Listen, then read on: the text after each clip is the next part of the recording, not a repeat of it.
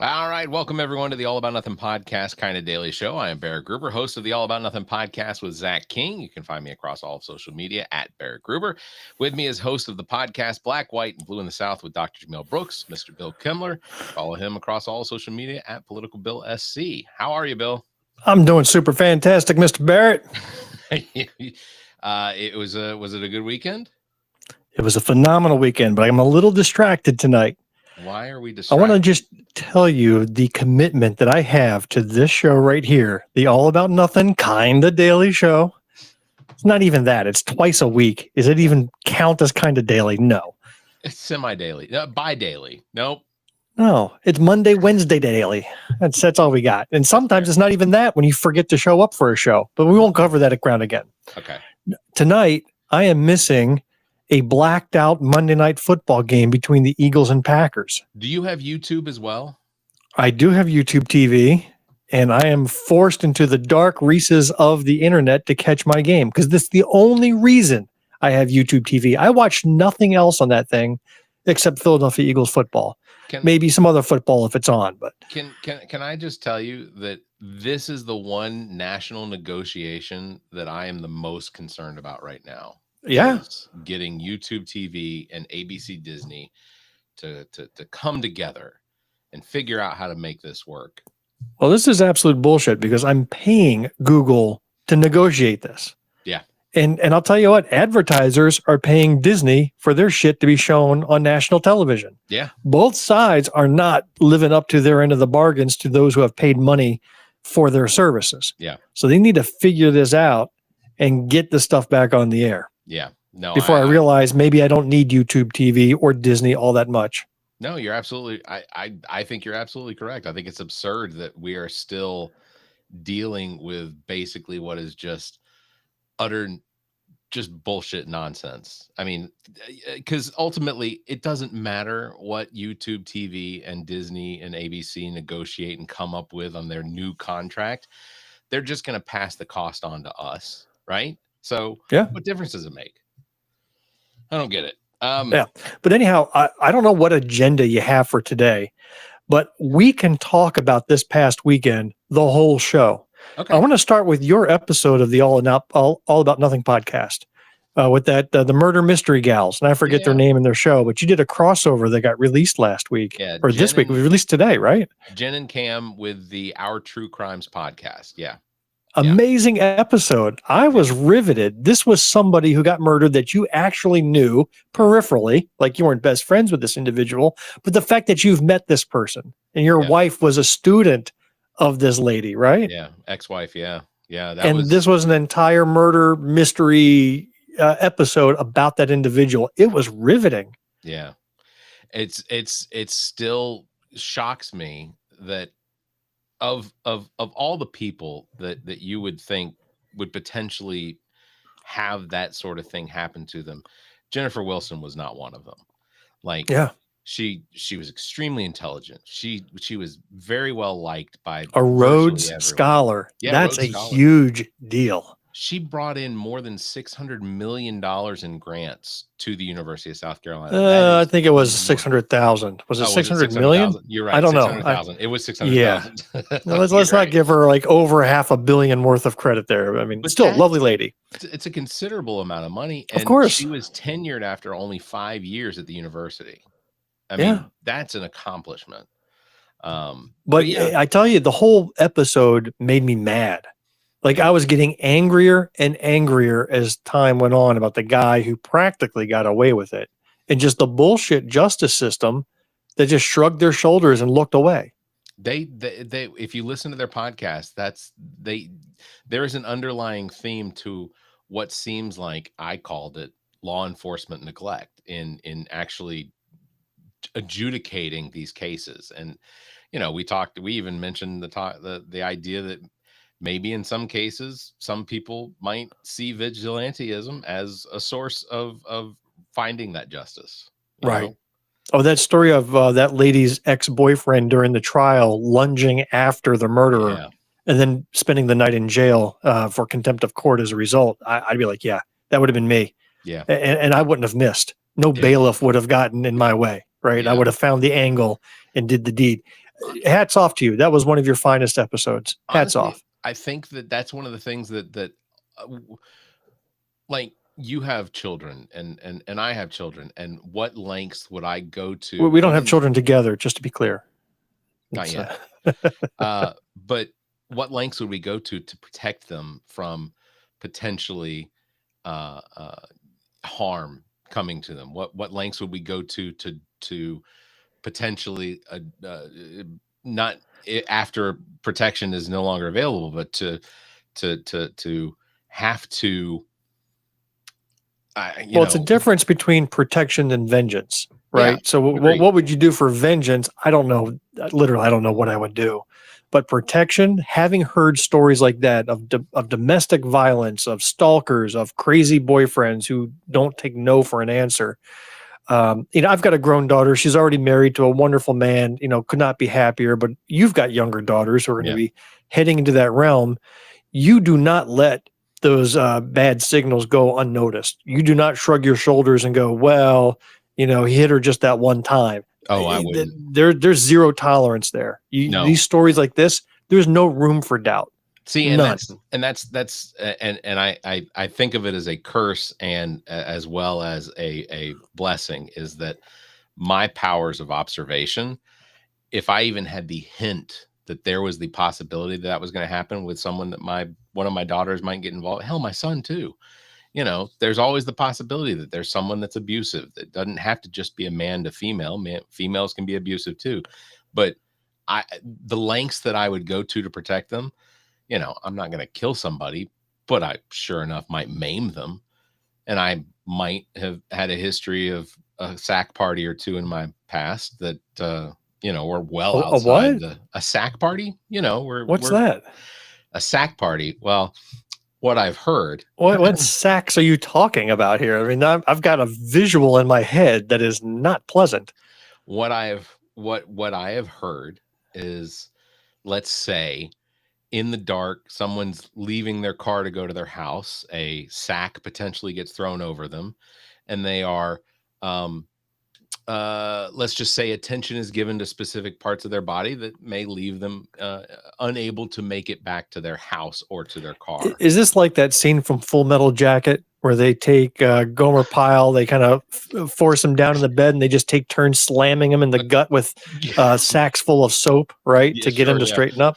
Code Red. It's somebody ordered a Code Red. Right, or a code Red. You're right. Yeah, exactly. You're goddamn right, I did. I love that show. That movie. Absolutely adored Kim or Jen and Cam coming on the show with us. They're going to release that episode on their podcast platform as well. Yeah. It was. Did you release a video of that, or was it just the audio? Yeah, it's on YouTube as well. I got to go check that out. I want to see what they look like and how they interact. They seem like they were a lot of fun. They are. Cam is a trip. I love Jen. Love Cam, both of them. They were actually introduced to me. Okay, so do you remember the episode that we did with Cole and Lori from Missouri? Cole was the one that he had gone viral on TikTok predicting the election and everything. He's a 13-year-old kid. We let him. Oh, okay. Yes, I remember him. Him and his mom were on the line with you. So Kim, Kim actually introduced me to Lori introduced me to Jen. And then Jen and I worked out the whole doing a crossover event. So out of Missouri. But one of the cool ties about the Jennifer Wilson story is that she is also a graduate of Mizzou. So she went to the University of Missouri and then came to the University of South Carolina. So there was that regional connection as well. Yeah. So, well, really let me recommend to anybody who's watching or listening to us right now, just turn us off and go download that episode. It's worth it. Really good. It's a lot more interesting than anything we could possibly talk about tonight. Well, before we sell ourselves short, I do have a couple of announcements that I promised that I would throw out there. All right, then we'll talk about my Saturday. So you can do your announcements. The Midlands is coming together for a vital cause on Sunday, November 16th from 1 to 4 p.m. Residents across the region are invited to take part in the Midlands Community Food Drive. It's a curbside drop-off event happening at 5 convenient locations around the Midlands. With the suspension of the federal SNAP program, benefits in South Carolina beginning on November 1st, more than 556,000 South Carolinians face increased food insecurities. Local pantries are preparing for a surge in demand, and that community and the community's help is urgently needed. Residents can drop off at any of the designated drop-offs between 1 and 4 on November 16th to donate non-perishable food items. Volunteers will collect the donations directly from vehicles. No need to get out. All items go directly to local food pantries serving families. I'll put it all in the show notes, but those are the 5 locations. You got the South Carolina Democratic Party, Rehoboth United Methodist Center, North Star Center of Hope, Radius Church, and Altitude Trampoline Park on Garner's Ferry. So that's wanted to make sure to get that out there. They asked if I would do that, so it is done. Priest Jacobs, SoulHAUS Sessions comes up next Wednesday. I'll be there. You should go as well. University of South Carolina Koger Center for the Arts doors open at 5. Conversation with DéLana Dameron starts at 6 p.m. Tickets can be found at Preach Jacobs on Instagram, or you can check the show notes. So there it is. Anyway, yeah, it was. I went camping this weekend up at Devil's Fork. That's why you didn't respond to my texts on Saturday. It was and Sunday, man. You were just non-communicado. I successfully disconnected from basically everything outside. I couldn't do it. I would have the shakes. I would have the shivers. I would have nausea. I'd be having a migraine. I'd be looking for emergency treatment. Get me Wi-Fi right away. Couldn't do it. It's always nice to be able to disconnect. No, it's not. It's nerve-wracking. It's anxiety inducing. Do you have any idea what you missed out on Sunday? Do you have any idea? Let's see. On Sundays, the Falcons lost to Indianapolis Colts. You missed out on that as it happened. You know, find out later. I got to listen to it on the drive home. I was extremely disappointed. Who did they lose to? Indianapolis Colts, which are okay. I expected that. Oh, but it was the comeback. They were winning, right? And they lost it at the end. Oh, I read about that. It's the same thing that just keeps happening. Falcons just keep losing the games that they should win, and but this weekend is unfortunately the Carolina Panthers and Falcons game. So I am. Who do you got to bet with? Zach. Oh my. Yeah. See, and it involves coloring facial hair, does it not? My beard. If the Falcons lose to the Panthers the second time this season, then yeah, my beard is going to be. Zach is going to have it bleached white, and then it is going to be colored baby blue or whatever the Panthers color. That's it. And I don't know how long it's going to take for this stuff to wash out. I don't know. It will be my favorite episode of the Kind of Daily Show. I am going to be giggling like a little kid the entire 45 minutes we're on the air. There will be no stopping. It's well deserved too, because ultimately, look, here's the thing. I have made this bet, not this particular bet, but bets with Zach every single year for the last 9 years. And that is that the Falcons will beat the Panthers or the Panthers will beat the Falcons. You got to win both. You got to win both games. And I have won every single time, or every single time we've made the bet. So Zach had to shave his beard completely off. Yeah, but he bleaches his hair for free. So what fun is that? What kind of trauma is he experiencing? He does that stuff for fun. So when he loses, you got to give him something he doesn't want to do. Well, he had a Halloween costume, so we delayed it 1 year because the Panthers and the Falcons played twice before Halloween 1 year. So I allowed him to keep his beard for his Halloween costume, which he dressed up as Jon Snow from the Game of Thrones. Thrones or whatever. Game of Thorns. Boy, you sound like an old fuddy. So he did, and then another year, I got to take a picture of him wearing a Matt Ryan jersey, which is still my profile picture of him on my phone. So every time he calls, it's him wearing. But the same goes for I did the bet with Villardo last year or 2 years ago, where the Falcons beat the Tampa Bay Bucks. And I have Matt Villardo looking very sad wearing a Falcons jersey. So these are the dumb bets we make. I don't usually lose. Unfortunately, I did. And also, by the way, a comment from Fury friend Pixie, who says that it is an achievement in today's world if we are able to disconnect even for a day from all the digital stuff. So I suggest you try, Bill. Can't do it. You know what? That day will be the day I'm in a hospital unconscious. That's fair. That'll be the day. So I'll enjoy it then. Well, let's hope that doesn't happen. So let me tell you about my Saturday. Please. I got to tell you, this has been a year of blessings for me. Truly. Yeah. I mean, I was ordained an elder of my church. Daughter got married. A couple other amazing things have occurred. And then Saturday just added to that. So had a chance to interview Dr. Jermaine Johnson, candidate for South Carolina governor. Very cool. In a one-on-one. Jamil had to join in through Zoom, but it was he and I in the studio and his beautiful wife. It is hands down, Barrett, the best episode we have ever done. This awesome. Is the finest hour of podcasting I could ever hope to achieve. This would win the awards. It was so much fun, so natural talking to him, so interesting. I am just absolutely proud and cannot wait for you to hear it when it releases on Wednesday. And then you've got to watch the videos as well. He was caught off guard. He did not know what he was walking into on this show. And I will also mention that in that episode, Preach Jacobs and SoulHAUS got a mention. Oh, I'll just leave that as a teaser. Yeah. Very cool. In a way you would not have expected. Really? Yes. Well, that is a teaser because I want you to tell me, but I can certainly wait till, Wednesday when the show. Yeah. Just disconnect tomorrow. Go back in the woods, disconnect for another 24 hours. And when you come back, you can hear all about it. Wouldn't that be an accomplishment? That would be an accomplishment. 2 times in a week. That's a major accomplishment. Good for you. Yeah. Yeah. So that was amazing. But then right after that, we hauled ass about 20 miles away to our annual banquet. So the local Democratic Party here in Greenwood holds a banquet every year. This year we sold 250 tickets at $50 a pop. Wow. For a fundraiser. This is in Red Greenwood.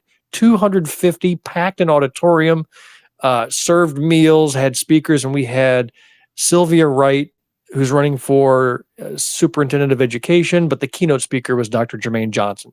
Okay. And he delivered an out of the park speech. I mean, it went on for a good 30 minutes. Off the top of his head, no notes, not a single word was dull. Phenomenally fascinating. I'll send you the link. I'm uploading all the videos to the YouTube channel right now so you can watch and see for yourself. I got a chance to introduce him. So I was the MC for the evening. That's cool. So I introduced Jermaine Johnson with an original slam poem that I wrote that had everybody standing, cheering, stomping, and chanting as he walked to the podium to give his speech. He didn't know what to do. He had never experienced that before. Tell me, and it was amazing. The episode does your slam poetry make it into the episode? Well, no, I recorded the episode before the event, but maybe the subsequent. I know. Maybe the subsequent episode with Jamil will do some observations from that. It was a highlight. I've always had this fantasy, Barrett, of public speaking and getting a crowd to stand and cheer. Like that was my I have a dream speech, not to equate myself with the civil rights movement by any stretch. Sure, of course. But it was that type of energy, like a rock star. It was that one brief 2-minute moment I felt like a rock star, and I will remember and cherish that forever. That is very cool. Well, I look forward to that, but I also I'm thinking that after your episode drops on Wednesday, that maybe Wednesday night's show you can do a reenactment of your how about you just play it? It'll be on YouTube. You can play it. We can do that. All right, we'll do that. I am not going to reenact it to one person. This is a crowd poem, not a Barrett poem. You'd be surprised how many poems could be Barrett poems. If I acted the same way in front of you, like I did in front of 250 people, it would not come across as good. I promise. You would look at me in horror. I would get your geolocation tag, and we would notify the ambulance and whatnot that you've had a stroke, and we'll let them take care of that. And now you're silent. That's okay. No, not a stroke. But hey, again, black, white, and blue in the South. If you've not been a listener before, Wednesday morning, I've already edited the show and uploaded it. I'm like 2 days ahead of schedule with my editing. That's came awesome. Home and I went right to editing, and I couldn't stop. It was so good. That's awesome. Well, I truly look forward to that. That is exciting. So, did you want to talk about any of the stuff that's gone on in the days since? I'm sorry. Has stuff happened? Has anything happened? I don't know. Well, let's see. All right, let's do this on a scale of 1 to 10. How disappointed are you in 8 Democratic senators. Extremely disappointed. Exactly. I am the fact that and what I'm hearing from people that are on that have inside information is that this was not because initially when I saw it, I was like, well, those 8 Democrats aren't up for re-election. Schumer must have put them up to it so we could go ahead and just get the government reopened. I thought for sure that that's what it was. No, Schumer apparently was completely against it. He has said as much. And it looks like these were just rogue Democrats that ultimately caved. And it's extremely disappointing. So as of today, we are on day 41. So by the time most people are hearing this, it's day 42 of the shutdown. It has not ended yet. So 8 Democratic senators, and we're talking about Tim Kaine of what is he? Virginia, Maryland, Virginia. John Fetterman, of course. I mean, duh. John Fetterman is getting me more furious every time he opens his damn mouth. You know what he said on this one? He says, Democrats should be quiet and just take the win. What fucking win is he talking about? I don't know. Where's the win in this? What did we win? We won a promise. That's what we got. Yeah. That's what the Senate Democrats held out for 40 days for, was a promise from Republican leadership that there would be a vote sometime in December. And you know what that promise is worth? Nothing. Yeah. Nothing. Here's the worst part. Not even, it's not the worst part. The worst part is the fact that the very, very likely the ACA subsidies are going to end come January 1st. People's premiums are going to skyrocket. I mean, we're talking in some cases 50 to 100% on how much the cost of them just having the ACA. What do you mean by going to skyrocket? Aren't we seeing them skyrocket already? Isn't that already happening? I'm seeing reports that it's tripling and quadrupling for some people that I know. So now that I can't speak to. I just know that when the subsidies end on December 31st, that for people that are signing up for the ACA benefits, if they're going to the marketplace right now and they're signing up for them, they are and maybe that's what it is. They're seeing the cost of what those premiums are going to be. That's what it is. When they start, when it resets on January 1st. So next step on the floor where, let's see. So 8 Democrat senators voted yay on the motion to proceed, which is the first step. So the next step will be on the floor where amendments and negotiations can be made on the bill. This has a minimum of 30 hours. So only 51 votes are required to move it to the next step, which basically the Republicans already have enough votes to just move it to the next step without any amendments being, negotiated. Then the vote for closure, which requires 60 votes again. So this will send it to then the final vote, which is again 51 votes, which will then send it to Trump's desk if it's clean. If it does have any amendments to it, it has to go back to the House, which means the House has to be in session, which, by the way, House has not been in session now since September 23rd. Hey, I thought I saw some breaking news. Oh. Hold on. Sorry. My wife is trying to call me. That's right. If she wants me, she can come up to the office and knock on the door. Are you still there? Yeah, I'm still here. You're good. Yeah, it stopped recording for half a second when my phone started ringing. That's not a problem because it's all going live anyway. Okay. So where was I?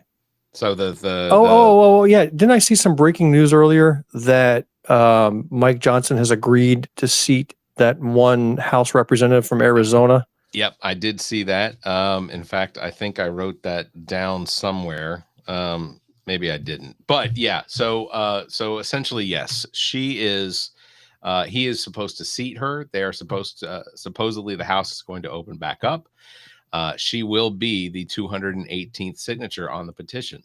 So the countdown clock.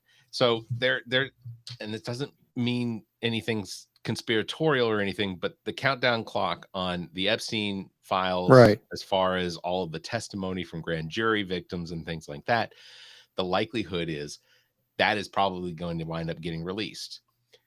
Don't you think that it's already been redacted to death or edited or whatnot? Yeah, that like by this point they've bought so much time. What has it been, over 40 days, right?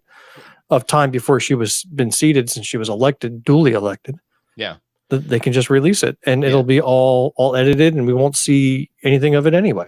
Well, and if we don't, but at least it will be out. So Right. it's going to be redacted. We know that Trump's name likely has been redacted from it, that they're going to claim, the Republicans, Mike Johnson, they will claim that Donald Trump was never in it. This isn't a big deal, and they'll highlight, here's Bill Clinton's name. Here's Bill Gates's name. Here's fine. Show it. Yeah. Who cares? Show it. Let's see it. About it. But at the Windows same time, is already too expensive and annoying. Let's see that guy's name on it. But regardless, so you have Johnson's going to swear her in, and then we also have the fact that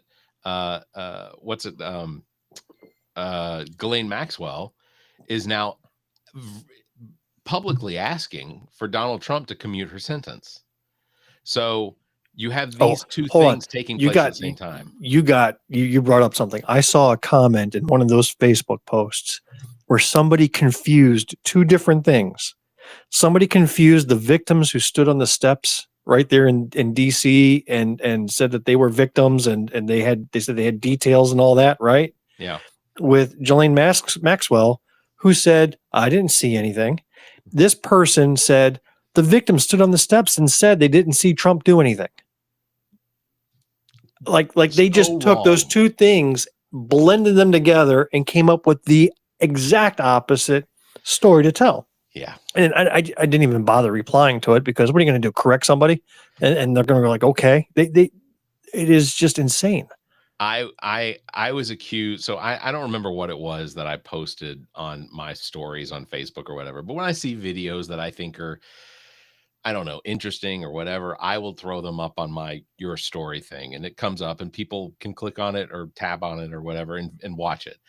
I got a response from someone who ultimately I didn't think paid any attention to me, but we were friends in high school. Well, we weren't really friends. We were mutually in the same building at the same time, and somehow we're Facebook friends. But she has come forward more and more lately as being staunchly against anything that I post. And rather than comment in the comment section, now she just sends me messages and tells me, I think the last one I don't have in front of me, basically told me that I was a fear-mongering crock of shit or something like that. I mean, you are, but that's not the point. Yeah. I don't think I'm fear-mongering.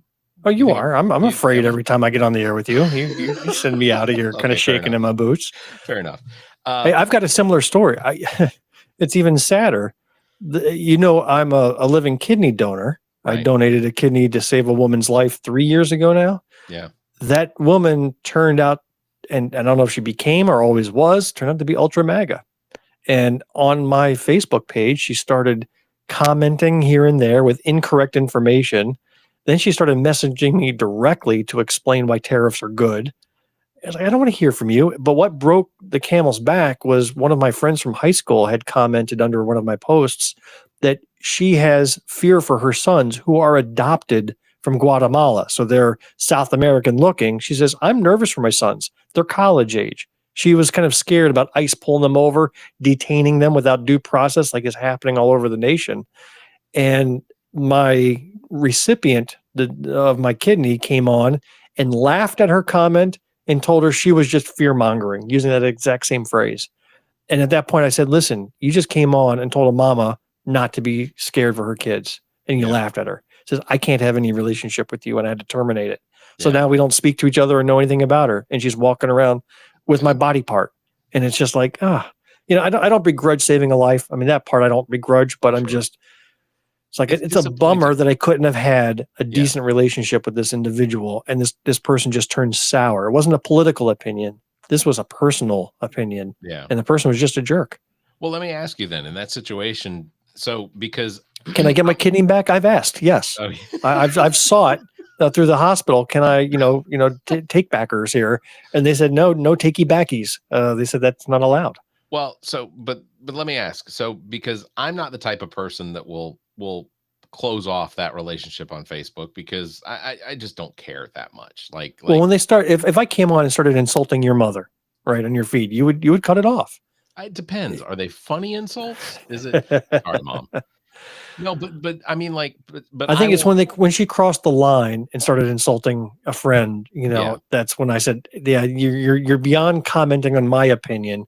You're that's fair. now insulting people that had no business receiving your shrapnel. That's fair. But I'm not the type of person to like close somebody off on Facebook or social media, because I find no value in any of the Facebook or Twitters or whatever. I ultimately, those aren't real relationships to me.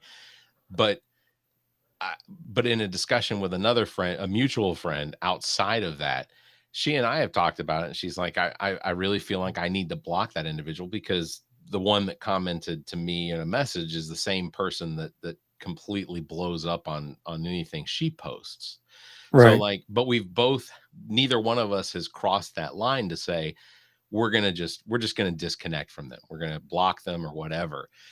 But I've never been that person. So I wonder, do did you make the decision? I mean, did you actually go through the actions of cutting them off, of breaking any sort of connection with them? I did. Yeah. Okay. I wrote to her directly and said, listen, I do not feel it is good for me to have any contact with you anymore. Yeah. I said, So in fact, I mean, at first I said, I believe you crossed the line, and I explained what I thought was wrong. yeah. And then when she doubled down and then started criticizing me further, I said, listen, then this is where we have to part ways. Yeah. Enjoy the rest of your life, and I don't need to deal with you anymore. Yeah. So the message that was sent to me, it says, "You are such a crock, fear-mongering moron. Bless your heart."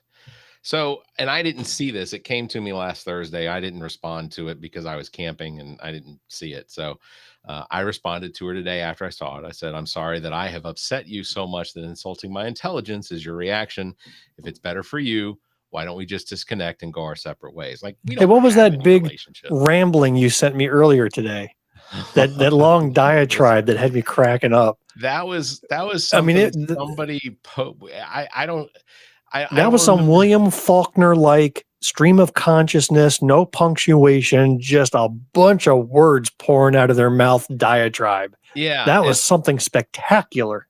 I don't remember exactly. We were talking about Cash Patel. It was a short of us talking about Cash Patel using the private jet to go on a date to watch his. Yeah. Ultimately, I found out. So it wasn't $6 million or $60 million in cost. He used a $60 million private jet. Okay, I will concede. Yes, you are the director of the FBI. No, You but he can't. had that jet built under his direction so he can go take his date out. You missed Oh, that. see, I didn't. Yeah, He I had didn't. that jet commissioned, and then they threw it away after the date. So Okay. it was a complete $60 million just burnt up in the air. It was See, a one time. I didn't know that. Yeah. Yeah. They're just burning money over there. It's Well, crazy. Auto Pen Joe. I'm going to throw his name out there How many because people do you think I was serious? People out there like already yeah, probably. furiously typing away on their keyboards. But Auto let's see. Pen Joe. Let's talk Yeah, about him. Auto Pen Joe. His response to us talking about Cash Patel using a private jet to go watch his girlfriend apparently sing the national anthem. This was the whole thing. He went to go see her sing the national anthem at some event of some sort. I've seen a picture of her. The picture I saw of her, she literally looks like what you would imagine, um, like at a Halloween store, like the costume of MAGA Barbie. She looks like what would be put on the front of the costume for MAGA Barbie. So that's what we talked about. So Anyway. when they gaze into each other's eyes, which one does she look at? Which is she staring at the left one or is she staring at the right one? What does she do when they gaze lovingly? How does she even know he's looking at her? Yeah. That's what anyway, but the response we got was just this stream of lack of consciousness is what I'm going to call it. Because he's talking about he says the FBI is the one who actually is responsible for January 16th. I don't know what happened on January 16th. I'm not aware of anything that happened on January 16th. What year was this January 16th event? It was the 10-day reunion of the January 6th event. I mean, you missed that. Had to have yeah. But he said that he says, yeah, I'm reading this verbatim, so this is difficult. The FBI, the one who actually responsible for the January 16th that you're talking about, it was on his order to send in the FBI in plain clothes to cause the disturbance that happened that day, has been proven. You can't deny it. I don't want to hear it, but same goes with the jet. I don't want to hear it. You're reaching at fucking straws because you don't care for the man, but you know nothing about. There's no periods. There's no punctuations. It is just this rambling. And you know what I would love to see is that copied and pasted into AI and have like AI lady read it out loud, or an AI voice interpret it. I want to hear that in a British accent. I want to hear that in a Southern drawl. I want to hear a little kid say that. I want to hear it in like 100 different voices. I could listen to it all day as like that. It'll be my ASMR. I want to fall asleep listening to 100 different voices read that diatribe out loud. My cousin Pat chimed in on that bless your heart. Hey, cousin Pat. Yeah. Says that bless your heart at the end always cracks me up, like it excuses them from every shitty unchristian thing they just finished saying. Oh yeah. Yeah. Not wrong. Not wrong. Well, yeah, I don't know. It was disconnecting from all of it for the weekend was nice. I did get, and look what you missed out on. You had to get caught up on all of that when you could have had that live. Well, the government shut down. I was going to talk about Donald Trump also ordering a full, we can talk about it Thursday, but ordering a full, complete and unconditional pardon for basically 70 something of his friends and lawyers that all almost completely tried to, like, the only fraud that happened with the election in 2020, I mean, was pretty much the slate of electors that they tried to install to overwrite the will of the people. So we could have talked about that. Supreme Court basically said they don't give a shit about hearing anything from what's her name, Kim Davis out of Kentucky, or the lawsuit that she filed. So marriage equality is secure for now. You know, how loathsome of an individual do you have to be that even this Supreme Court doesn't want to hear your ass, right? Exactly. I mean, this is a Supreme Court that's pretty much gutted what the United States was, and still they don't want to hear from this troll. So yeah. Good riddance. Yeah, I'm also going to hold Donald Trump to his floating the idea of using the revenue created by tariffs to send every single American $2,000 this year. So I'm looking for 10 grand from Donald Trump this year. That was another one. Yeah.